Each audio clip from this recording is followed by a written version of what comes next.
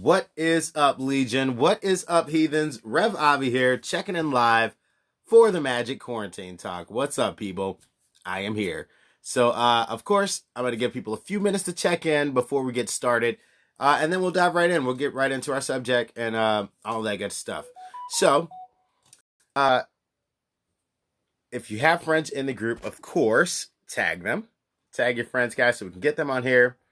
And keep our dialogue very, very interesting, okay? If you're watching this on YouTube, please like, please subscribe. Join us on our Facebook group. Join us in Discord. Everybody's got a voice on there. That's where we have our awesome voice chats and everybody can communicate with us, okay? So let me get my comments going. For some reason, I am not seeing them. Okay.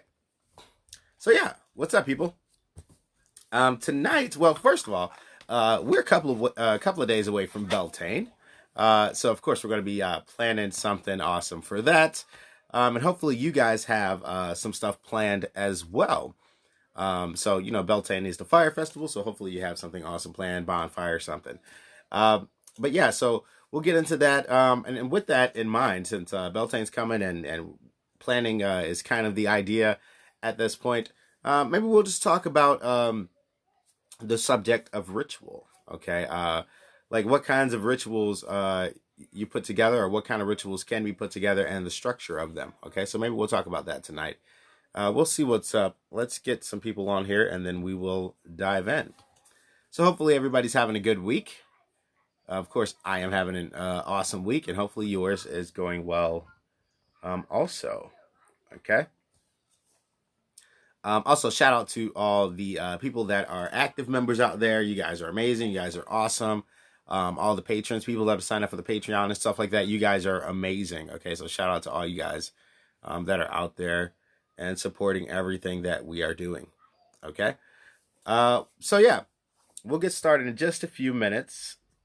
I'm just going to give a few more people a chance to jump on here. What's up, Kyoto? Look, there's a new face.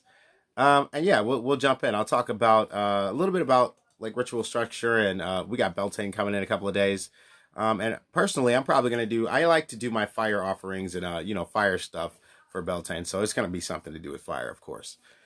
Do me a favor, Brent. Tag Vincent and tag Sarah. So yeah, cool. So we'll give people a couple of minutes to get on here before we dive in to our thing tonight.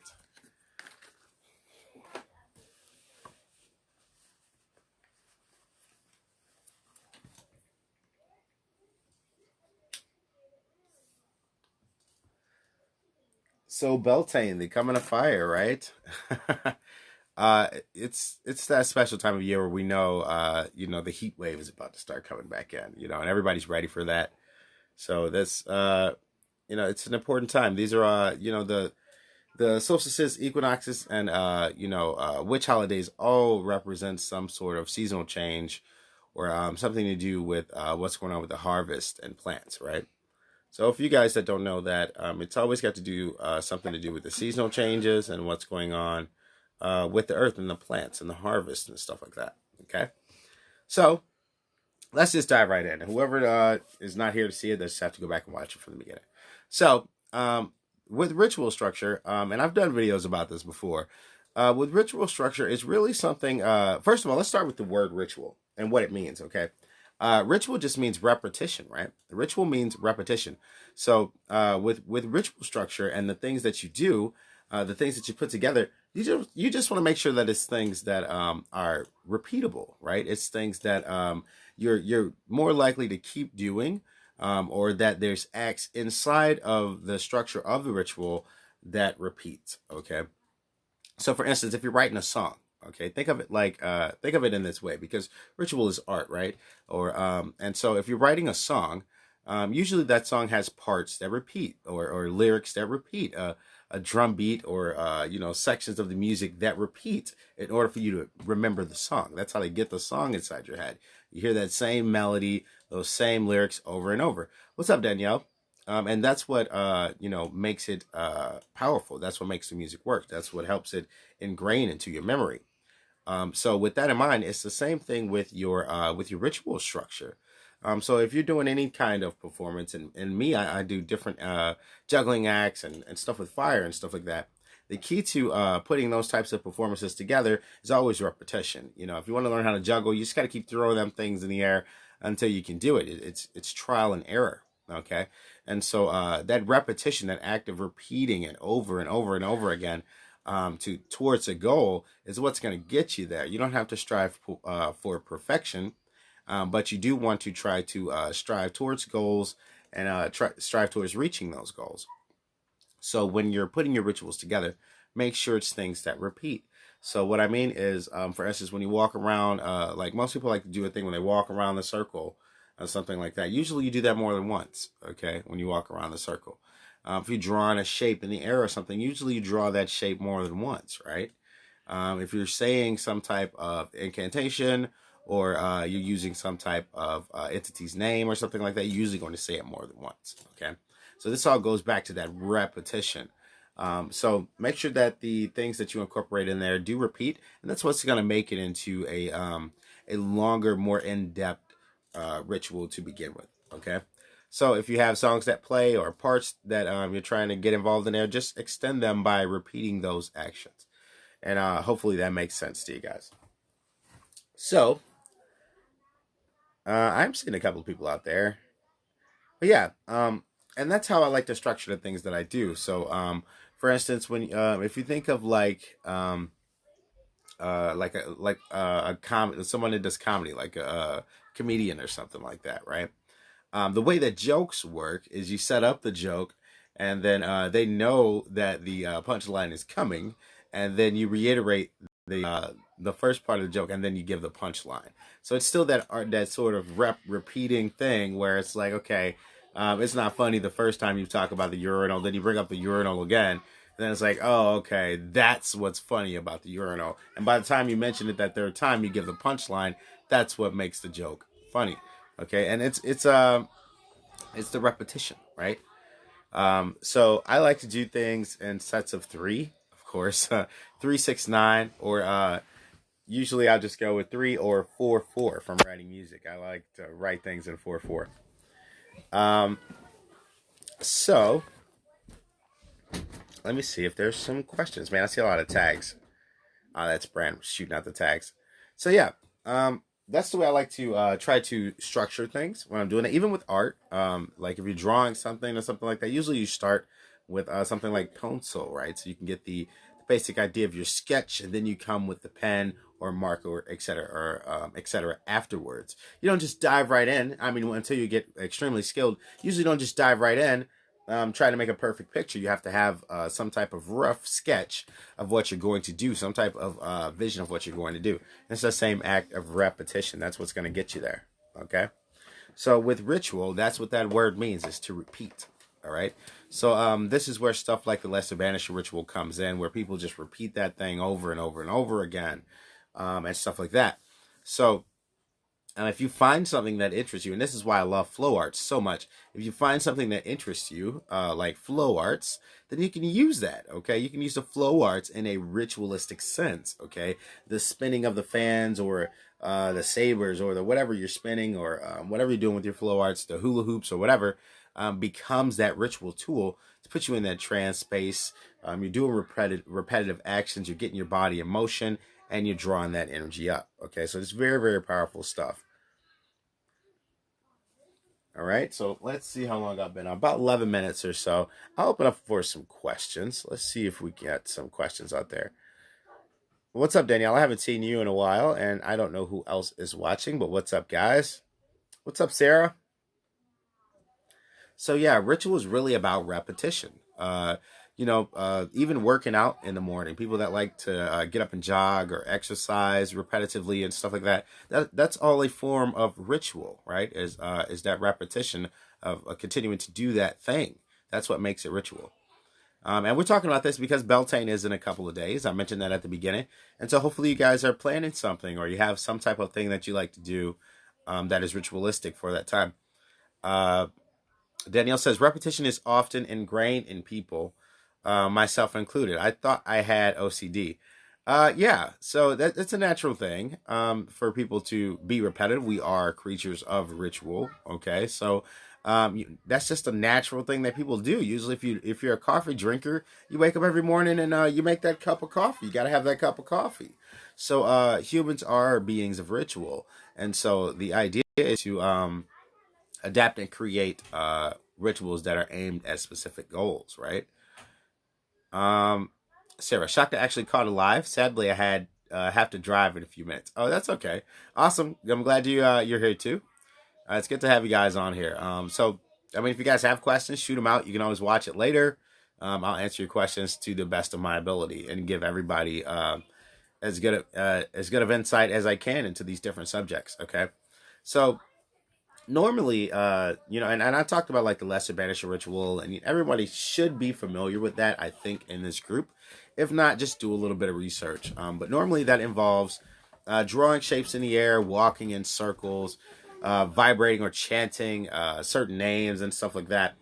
I've rearranged it so that it doesn't include any of the biblical dogmatic usual crap that you come across in that ritual, and created a left hand path version and a version that doesn't involve any deities at all that you can do that involves the chakras. So you just can do a vibration sort of thing with each chakra, and it's still that sort of ritual. Has nothing to do with spirits or any of that crap at all. So there's a lot of different ways that you can approach this. Okay, metaphysics and magic and spirituality and all this stuff in general. And it's important to realize that regardless of how you approach it, we all should have the general same goal in mind, right? Um, Daniel says I use your version only. That's awesome. Um, cool, cool. So I'm glad that you guys are finding value in this stuff. Okay. Also, if you haven't gotten a copy of Demonism yet, my new book, please shoot over to the link, grab a copy of that because it is probably the best book I've written yet. As far as the practice and advanced techniques and stuff on mesmerism and magic and the way that I practice personally. So I highly recommend for those of you that don't have a copy of it, grab a copy of that book. Also, if you don't have a membership at the website, be sure to sign up there. I am going to always be adding content and stuff on there, and there's stuff on there already. But yeah, there's going to be a ton of content on there, and I'm going to teach everything the way that I know it works. Okay, from my books, the way I teach it in my books is it's going to be taught the same way on that website. Okay, so check that out, demonism.org. If you guys haven't been on there, and please share with your friends, share with other people that are interested in this stuff. Okay, and please be sure to share the group, you guys that are out there. Okay, and active. So also, you guys, we have the group chat going. Okay, if you're in the Facebook group, just drop a comment or post something in the group and let us know if you want to get in the group chat if you're not in there already. Okay, because everybody's kind of just been able to keep in touch, and that's the best way for us to keep in touch outside of the voice chats on Discord. Okay, so cool. Now, getting back on topic of ritual and structuring rituals, the best thing to do is just plan ahead. So you want to set your altar up, set your space up, set up your practice space ahead of time. Okay, your idea of how you want to practice ahead of time, and then you want to plan out, walk through the motions. What are you going to do? Where things going to be placed? What kind of music is going to play? I love to use music for everything, and I do magic as a performance art. So, of course, music is an important part of everything. And so I like to plan it out as though it is a play or sort of a scene or some type of story is taking place. And then it comes to some type of ending. That's just the way that I like to structure my rituals. And personally, I hope that you guys can start to do that with your magic as well.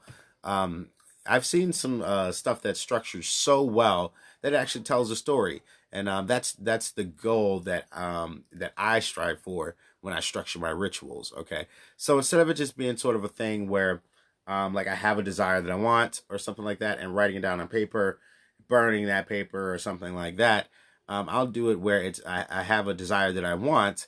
I envision it, then I act that thing out, okay, and try to make it as real as possible, the experience of it, and then after that transpires, I can let that thing go and try to have it manifest actually. So that's the way that I try to structure my personal ritual stuff. Okay. So hopefully that gives you guys some tips and some ideas on how you can start to put your own magical rituals into practice. Okay. So I'll open up for a few more questions. And since we know I'm going to cut it short today, and I will be back on Friday with our Beltane Fire. Okay. We'll be back Friday with our Beltane Fire, and me and Brand will do our offering for you guys. Okay, so I'll open up for a few questions. Let me find a lighter.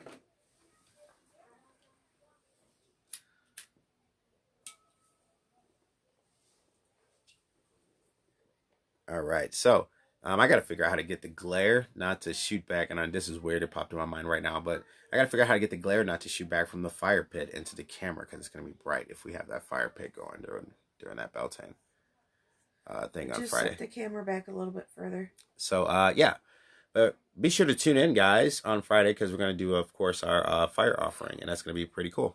Don't let me forget to buy wood. Okay. But yeah, so I'm not seeing any questions. So hopefully, like I said, that was helpful for you guys. One thing that you can also do is costuming, mainly the wearing of the robes and stuff like that, and that you see a lot of people doing online, and the black eyeliner. That's all just costuming. Costuming is not going to give you any special powers; it just makes you look cool. So you could consider that as well if it helps you get into that frame of mind or whatever you need. You can consider that as well, costuming and how the room and the space looks that you're in. All of that comes into play when you're trying to activate your mind, okay? Because magic is mentalism. And so with that said, guys, much love. I'm going to get out of here, and I will see you guys in the next one.